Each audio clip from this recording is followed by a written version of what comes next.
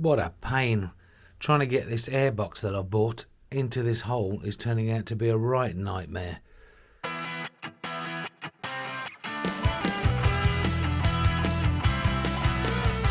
Welcome back, another episode in the Gsxr, back on the road project, so we say.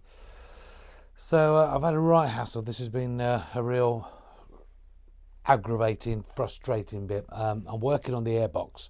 I bought a second-hand airbox for it because I threw the original one away when I stripped the bike down about 12 years ago. So I've got that. I've had to tart it up, give it a bit of a spray. I had a few scuffs on it, as you can imagine, but I've got to try and get it into the hole. And I've had to take the wiring loom off. So the whole wiring loom has had to come off. I had it routed a different way, obviously, because I had the air cones on it, so it didn't matter. But now I'm putting the box in, as it were. The wiring loom was in the way with the frame. So I've had to basically destroy, unclip all the wiring loom from all the components, take the battery box out, take the side panels off that go around the battery box, and basically one step forward and about 38 steps back on this one. So it's been one of those weeks.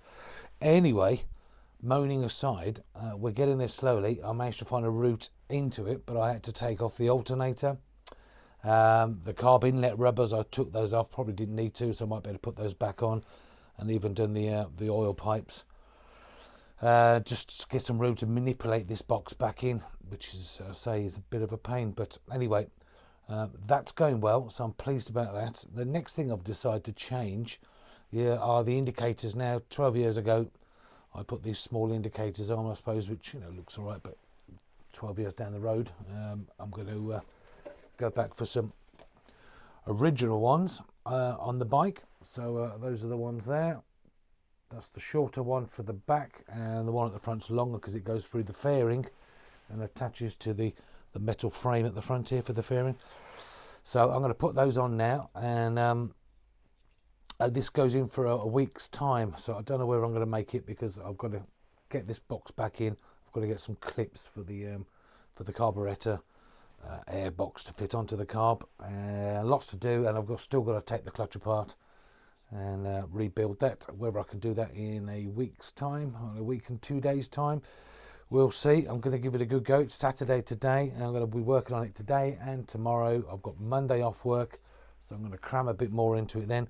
So hopefully, fingers crossed, we should have this thing ready for an MOT. Okay, indicators are on. The front one looks a bit funny because the fairing will come out to about here, so it just looks like it sticks out a lot. But so they're on, and the calipers are off. I shall go into that a bit later and just show you the rear one. There we go. So they're on. On to the next list of things. I have got the carbs back. I'll just show you. They're hiding under here. Now these have all been ultrasonically cleaned. I'm just fitting up the braided steel hose fuel pipes. So that should be good. So that should cure the problem with the misfiring. But I've just got so much stuff to put back on the bike. Alternator waiting in line there. But anyway, we shall get there. We shall get there. So, right, on to the next job. Right, after a long time, I'll tell you, this has been a right pain in the ass. Whoever Mr. Yakimoto was in Japan who designed this needs his walnut severely whipping. That's all I can say. Is to get this in, the tolerance in between the carb, in between the back box there, as you can see, and that is an absolute nightmare. Jeez, right. Anyway, the box is in, and you know that you have to take all the battery out, and I've got to redo all this wiring in there. That's in anyway. So now I've got to push the carbs into the inlet rubbers. Well, they're not rubbers, they're actually rock hard. So if anybody's tried that, they know how much hassle that is. So I'm going to heat those up with a hairdryer. Try and slide those in. That will give a bit of room there to pop out the rubbers. There's a couple of panels inside the box that pop out and connect up to that. So then I've got to do that, but it's an absolute bitch.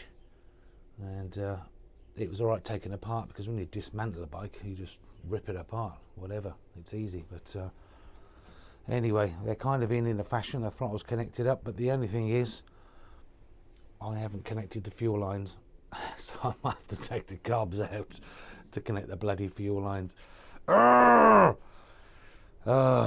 Right, anyway, I'm going to crack on and I'll bring you back when I've stopped swearing and things have moved on slightly. Right, all back together again. Thank God for that. Everything's in, fuel lines are connected, vacuum hose for the fuel tap is all on, battery's back in, wiring loom's all back together, new air filter put in there. So all I've got to do now is put the side panels back on, put the rear seat, and then I'm going to get the tank back on. But before I do that, I'm going to install a USB charging point. So just before the tank, because I'm going to obviously hide the wires next to the wiring loom here. So that's a nice little job to do next. And down at the front, I'll just bring you down. I got fed up with the old brake calipers. I've got some new Nissan ones here, and they're all bled, I'm glad to say.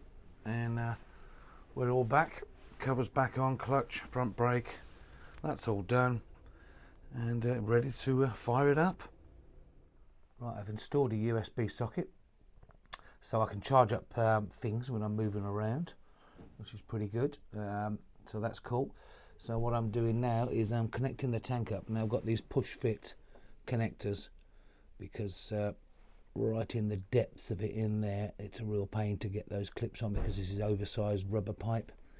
So a couple of these push fit connectors makes taking the tank off in future a lot easier. So I'm just going to install that and crack on with it. Right, time to put some fuel in.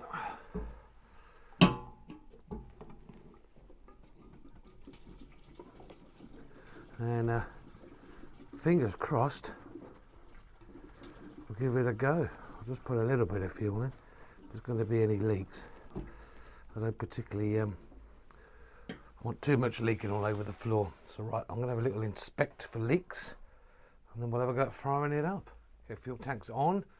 All the pipes are crammed into the little space you can see just in there. But anyway, everything's gone back on. It's all bolted back down, all secured. That's good.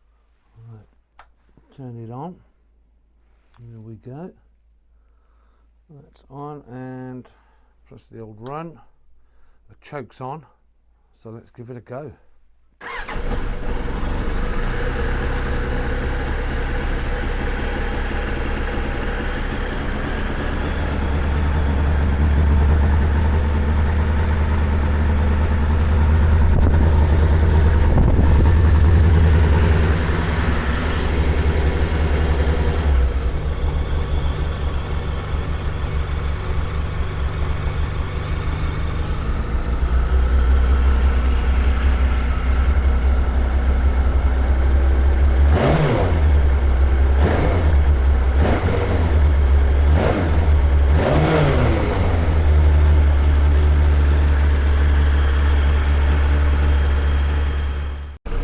Okay, got the revs settled down a bit, just adjusted the tick over.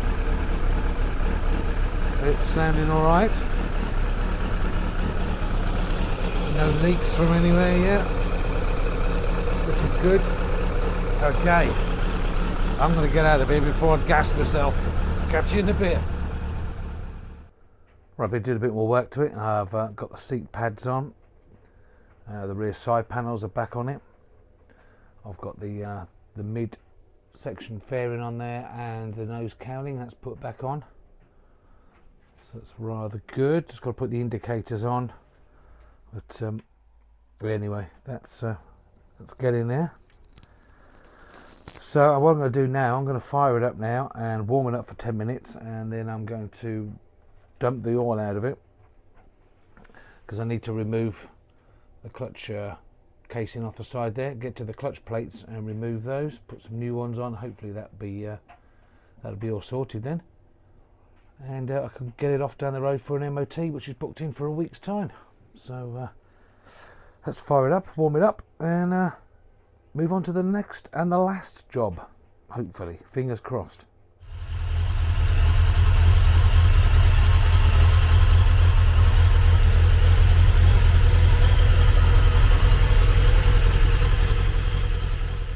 dump the oil out of it. That's more or less brand new oil. Well, it was about 8 years ago, but I'm going to put some new in anyway. Peace of mind. Anyway, that's drained out, which means then I can take this side cover off now. Right, the engine cover's off, and now I've got to do is remove this circlip. That would take this piece off here, and then there's a big 50mm nut. So I'm just hoping I can get that off without too much hassle. We can see what state the clutch plates are in. I'm assuming that they're all stuck together after being compressed for about 5 years. So anyway, right, that's that bit out of the way. Let's get on to dismantling it.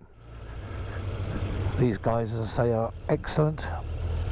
Really nice bunch of blokes. Pro Bike Repairs. Here we go. I'm just going to pull it up next to the other bikes and go in and let them know I'm here.